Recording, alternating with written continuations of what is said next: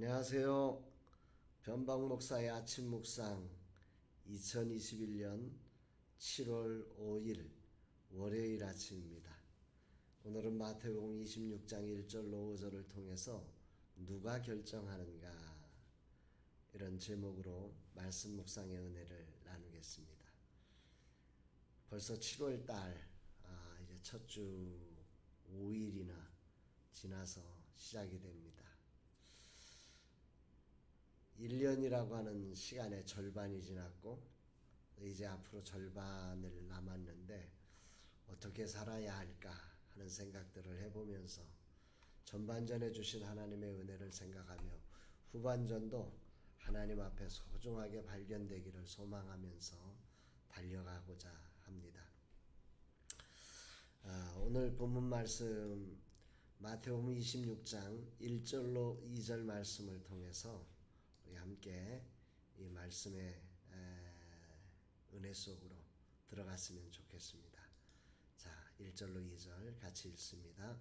예수께서 이 말씀을 다 마치시고 제자들에게 이르시되 너희가 아는 바와 같이 이틀이 지나면 유월절이라 인자가 십자가에 못 박히기 위하여 팔리리라 하시더라.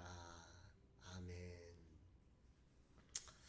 예수님께서 말씀을 다 마치셨다는 표현, 이것은 그 마태복음 안에 5번의 예수님의 설교가 기록되고 있는데 그 5번의 설교 가운데에 예수님께서 그 한 설교를 마치실 때마다 고백하는 아주 관용구와 같은 그런 구절입니다. 특별히 예수님은 지금 그 5번째 설교, 감람산 설교를 이제 마치셨습니다. 이제 가르치는 사역을 마무리하고 이제 당신의 보냄받은 본래의 목적지, 온 인류 구원을 위해서 십자가를 져야 하는 그 길을 향해서 이제 예수님께서는 달려가려고 하고 계십니다. 이런 때에 예수님은 이렇게 자신의 그 앞으로의 사역을 구체적으로 이틀이 지나면 유월절인데 그 유월절에 인자가 십자가에 못 박히기 위하여 팔리게 될 것이다. 그리고 팔린 후에 십자가를 질 것을 예수님은 말씀하고 계시는 것입니다. 예수님의 행보는 이렇게 하나님께서 자기에게 정해주신 그 뜻을 향해서 말씀으로 예언된 그 말씀을 이루기 위해서 달려가고 계십니다. 예수님은 말씀을 가르치실 뿐만 아니라 그 말씀에 자신의 삶을 굴복시키며 한 걸음 한 걸음 걸어가시는 모습이 오늘 아침 큰 감동과 은혜로 들려지는 아침입니다. 주님의 결정은 말씀의 순종입니다. 오늘 우리의 삶이 어떤지, 우리의 삶은 말씀의 순종을 yes 그렇게 순종되고 있는지 아니면 주저하며 no 이러고 있는지 우리의 삶을 돌아보게 하는 예수님의 결정입니다. 자, 그런데 그때에 라고 하는 단어로 시작되며 3절로 5절에 다른 모습들이 우리에게 기록되고 있는데요. 이 말씀도 우리 함께 같이 한번 읽어보겠습니다. 그때에 대제사장들과 백성의 장로들이 가야바라 하는 대제사장의 관정에 모여 예수를 흉계로 잡아 죽이려고 의논하되 말하기를 밀란이 날까 하노니 명절에는 하지 말자 하더라. 아멘. 여기 주목해 보아야 될 것은 먼저 그때에 라고 하는 단어입니다. 그때가 언제죠? 동시성으로 예수님께서 그 유월절에 자신이 이제 팔려지고 십자가에 못 박혀 죽을 것을 말씀하시는 바로 그때를 말합니다. 한쪽에서는 예수님은 그 말씀에 자신을 굴복시키며 순종하고 있는데 한쪽에서 대제사장의 관정에 공식적인 회의도 아닙니다. 그런데 일부 사내들인의 지도자들이 모여서 어떻게 예수를 잡아 죽일까 이걸로 의논하고 있는 것입니다. 그리고 그들의 결정은 어떻게 나는 거냐면 명절에는 하지 말자 이렇게 결정을 했다는 거죠. 여기서 우리는 생각해 봐야 합니다. 예수님의 결정은 무엇이었죠? 예수님은 말씀에 순종해서 6월절에 내가 팔리고 그렇게 붙잡혀서 나는 십자가에서 죽는다 결정하셨습니다. 그런데 당시 사내들인 공의회로 이 유대인의 삶 사회를 지배하고 결정권자로 생각하고 있던 이 사람들은 이렇게 결정을 한 것입니다. 이거 6월절 사람들 많이 모일 때 붙잡으면 밀란이 날 수 있으니까 명절에는 하지 말자. 이렇게 하나님의 뜻과 세상의 뜻이 달리 결정되어진 것입니다.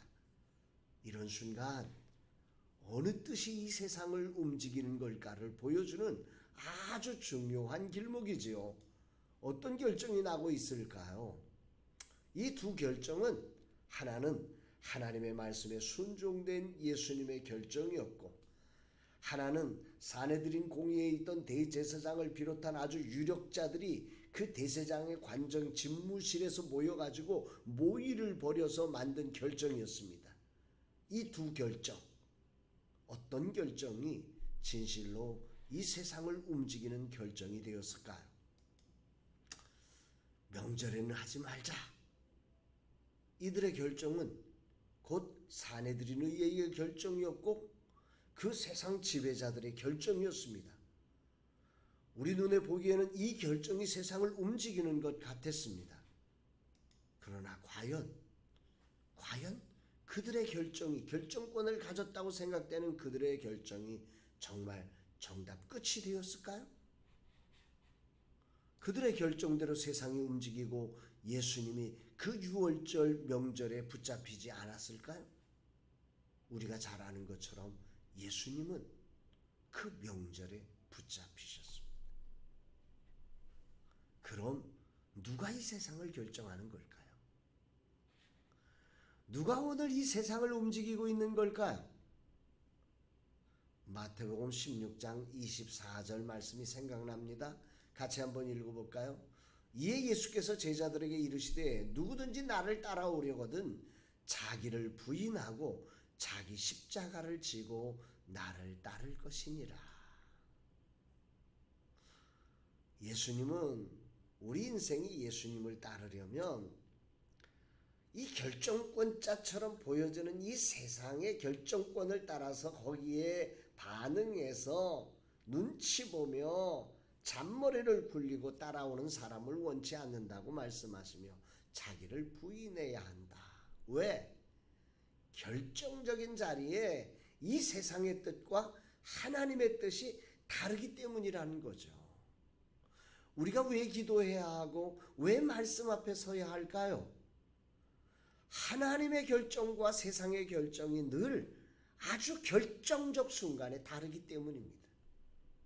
이 사실을 우리가 오늘 알아채야 합니다. 이런 순간에 여러분들은 어떻게 하고 계십니까?